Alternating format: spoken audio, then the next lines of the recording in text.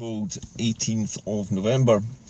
Apologies again for the sort of sporadic nature of these programs. I'm actually still recovering from this lung infection that's still hanging around, but here we are, back in the car. Hopefully my voice isn't going to crack quite so much today.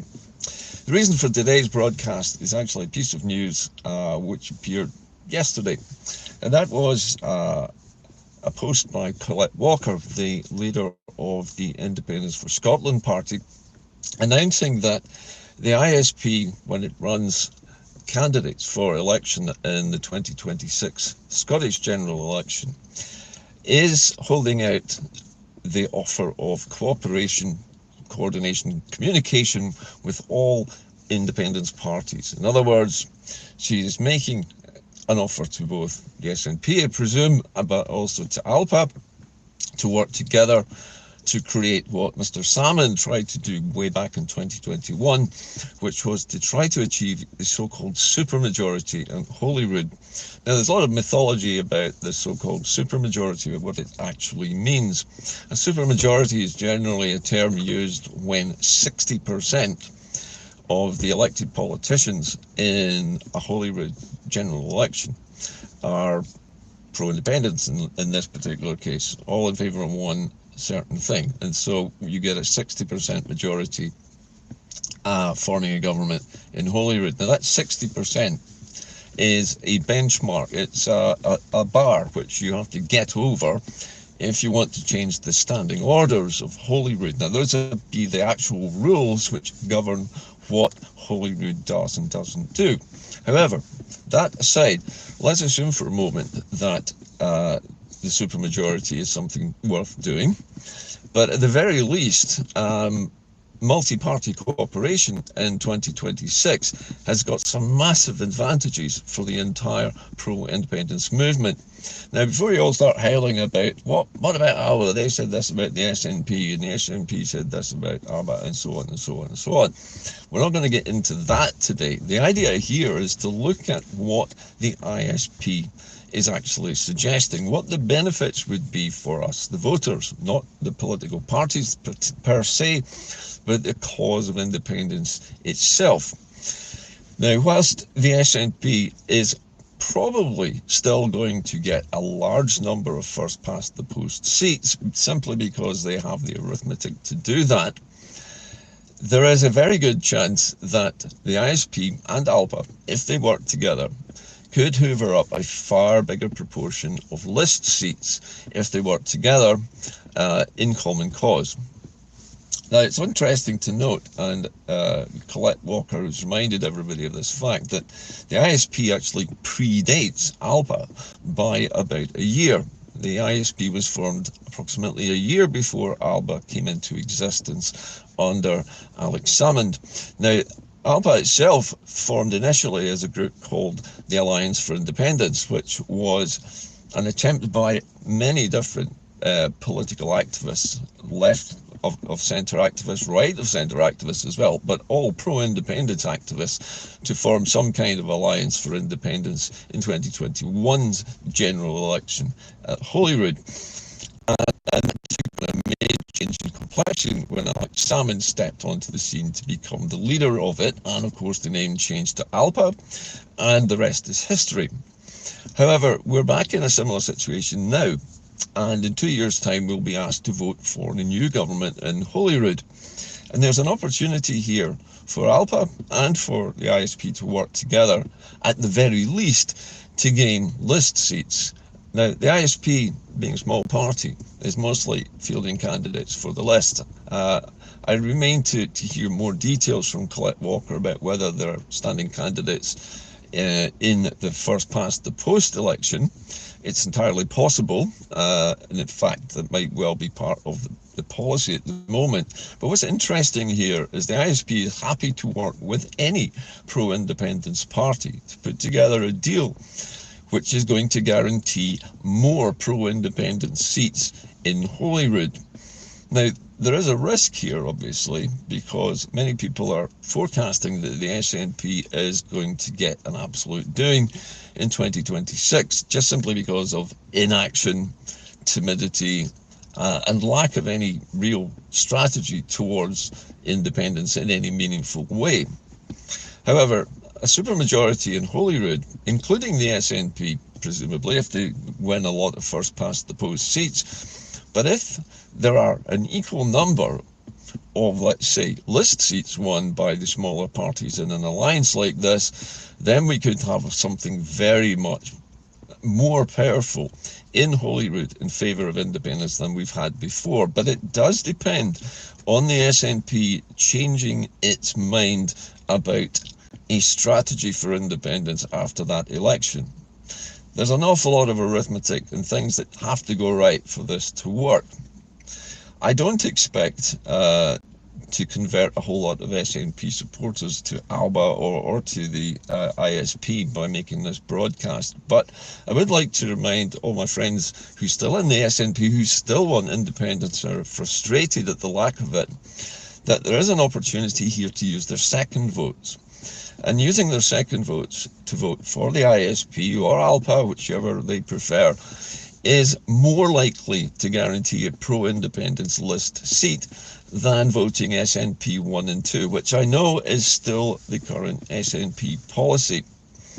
Now, it's a very short-sighted, backward-looking policy which flies in the face of the arithmetic of the D'Hondt system, which governs who gets elected in the lists. And the more SNP votes go to list seat candidates in the second vote, the more unionist MSPs get elected in the list, because it's basically denying a seat to pro-independent smaller parties. Now, the pro-independent smaller parties, if the SNP's main first past the post is successful, but if SNP voters use their second votes in this way and lent them to the ISP or to ALBA, and I know some people in the SNP wouldn't be able to stomach doing that, but let's say they did, or they have the choice of going to ISP in the second vote if they don't want to vote for ALBA, but let's say a few of them go to both, but because they're working in an alliance together, the chances are much better that one of their candidates is going to get elected as a list candidate and edge out another unionist bum on seats. Now, in doing that, if that can be done frequently enough, it's quite possible for there to be a full majority of pro-independence MSPs elected, and that means there could be a coalition government which includes ISP, maybe ALBA, and SNP MSPs all in a single government. Now, what would need to happen at that point, assuming that this was successful and we succeeded in getting this majority, an absolute majority government like this hasn't been done since 2011, in fact since Alex Salmond's first success where he broke the system. But it could be done again. But we need to game the system. The whole system is set up as a game anyway to prevent independent supporters like us from gaining these list seats. And we already know that the unionists are already tactically voting for each other's parties in the list to make sure that a unionist gets into one of those seats. We just have to use the same playbook, but use it to our advantage. That's the pro-independence advantage, not the SNP advantage here. That's everybody's advantage. So if we get this majority in 2026 and we form a government, which may be a coalition, but it would be an outright majority. Let's say there were, for talking's sake, over 70, something like that. 70 MSPs in that Holyrood Parliament who are for independence. Then it is time for us to start thinking about holding that second referendum. Now, we all know that back in 2018, Nicola Sturgeon famously said that being dragged out of the European Union against our will would trigger a second referendum. And we also know that it never happened when she said it would. And everybody felt massively let down. I haven't felt as let down since the day, since September the 19th, 2014. But anyway, all that aside, can we hold a referendum? Yes, of course we can.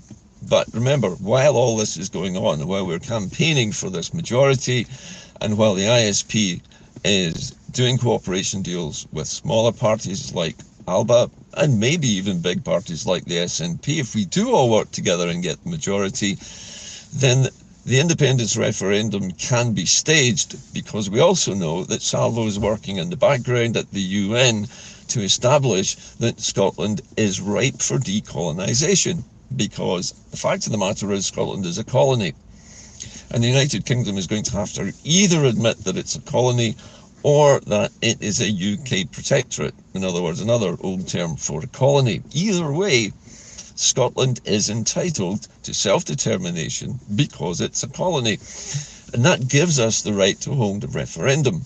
Under international law, nothing to do with UK law, because UK law actually doesn't exist anyway.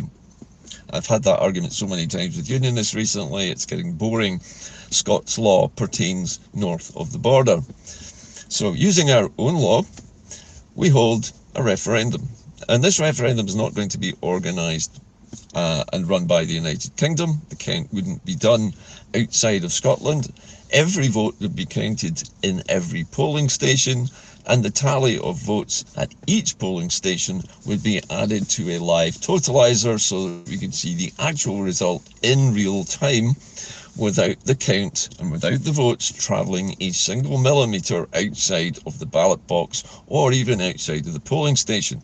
All of this is perfectly legal, and we can easily get the observation and supervision from the United Nations, from the International Court of Justice, from the European Union. Observers can be sent to make sure that this is done scrupulously. And in doing that, if we obtain a majority for independence, however small, 51%, 50.2%, whatever it is, as long as it's more than 50%, then we have a majority for ending the Union. At that point, the Scottish Parliament can then suspend the Union officially, because the people have spoken. The United Nations can then be called in to ratify the result, and the Scottish Parliament can then, with the backing of the United Nations, declare the Union at an end and invite the United Kingdom to renegotiate a different treaty involving two independent states, and we would look for reparations for all of the stolen energy resources which have been looted from Scotland over the last 50 years, and the continuing drain of our renewable resources through multiple new cables being proposed by the United Kingdom, leading from Scotland's vast renewable energy arrays to energy pure England. So there's a lot really going on here, but the one thing that strikes me about all of this is that it enables one very important thing to happen, and you know what that is. I'm sitting here in a car, it's freezing cold. I know that all across Scotland there are pensioners in their homes who are too frightened to turn their heating on because of British government policies. Now that would end with independence, because under an independent Scottish government, we could take back control of the entire energy market in Scotland. Remember, the energy market internally in the UK is not internal at all. It's an external global market. The UK buys its energy back after having sold our energy, our Scottish energy, onto the open market, then buys it back and then sells it back to us again at hyperinflated prices.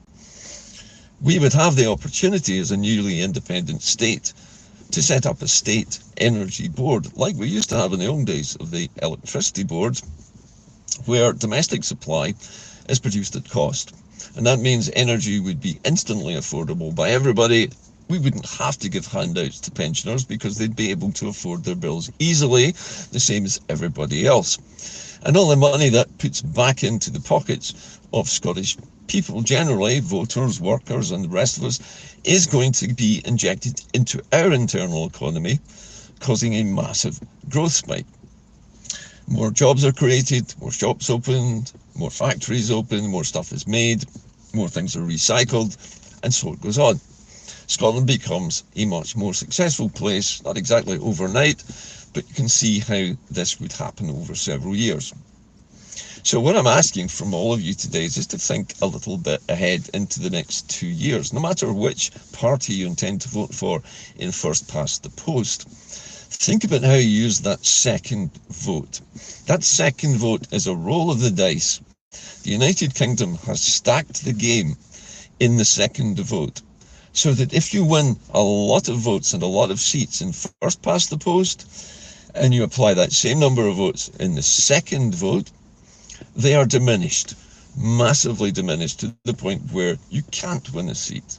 And therefore it makes no sense whatsoever to vote for the same party in the second vote.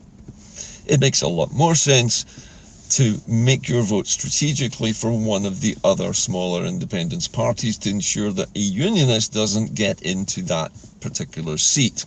And in that way, we can guarantee that we will have a majority in Holyrood in 2026, where the bulk of the seats on the list are being driven by purely pro-independence parties who have no other interest at all in being in Holyrood other than holding this referendum.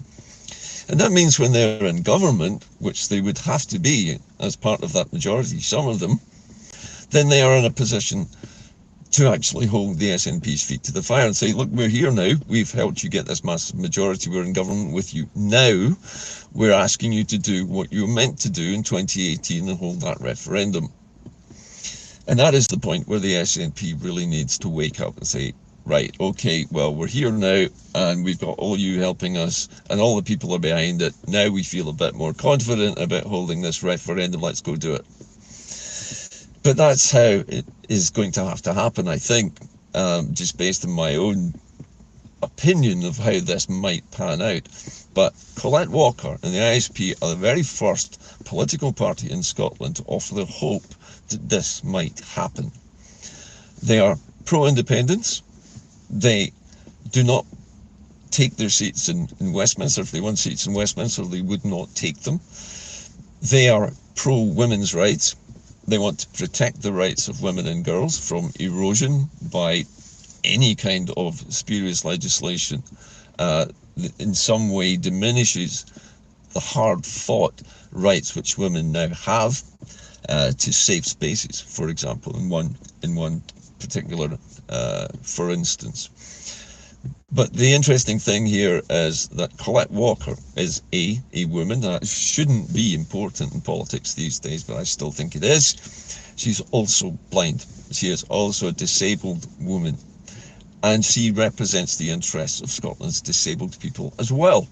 So she has a very broad spectrum of support from women and from the disabled, as well as people like me. And I think it's important to remember that as well.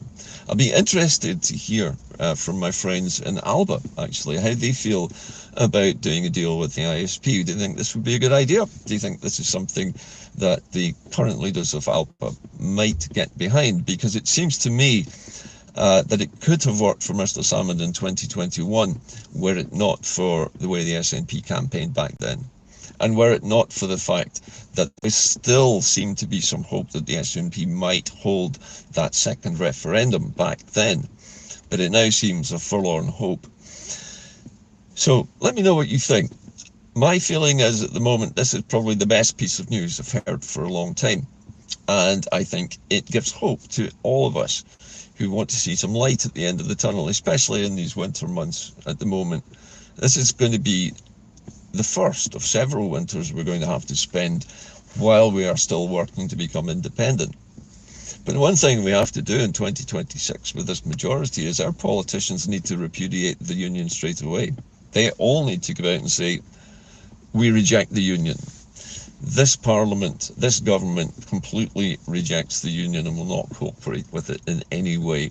We're going to offer the public a referendum to decide the matter, and that referendum is going to be held here under the eagle eye of United Nations and European Union observers to make sure that it's done properly this time.